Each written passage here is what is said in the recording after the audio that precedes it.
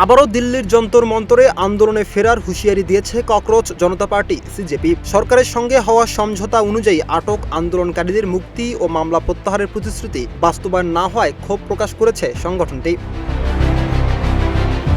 সোমবার এনডিটিভির এক প্রতিবেদনে বলা হয়, শিক্ষামন্ত্রী ধর্মেন্দ্র প্রধানের পদত্যাগের পর ৩৭ দিনের টানা অবস্থান কর্মসূচি স্থগিত করেছিল সিজেপি। তবে সংগঠনটির অভিযোগ, প্রতিশ্রুতি ভঙ্গ করে বিভিন্ন রাজ্যে আন্দোলনকারীদের বিরুদ্ধে মামলা ও গ্রেপ্তার অভিযান অব্যাহত রাখা হয়েছে। সিজেপির মুখপাত্র আশুতোষ রাঙ্কা দাবি করেন, আন্দোলনকারীদের বিরুদ্ধে দায়ের করা সব এফআইআর প্রত্যাহার, আটক শিক্ষার্থীদের মুক্তি এবং নতুন করে কোনো মামলা না দেওয়ার লিখিত নিশ্চয়তা দিতে হবে। অন্যথায় মঙ্গলবার থেকে দেশ জুড়ে কঠোর আন্দোলন শুরু করবে বলে হুঁশিয়ারি দেন তিনি।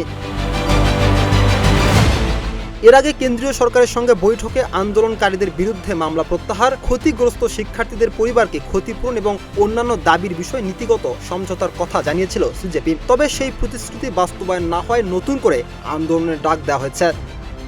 রাকিব হাসান, ইত্তেফাক নিউজ।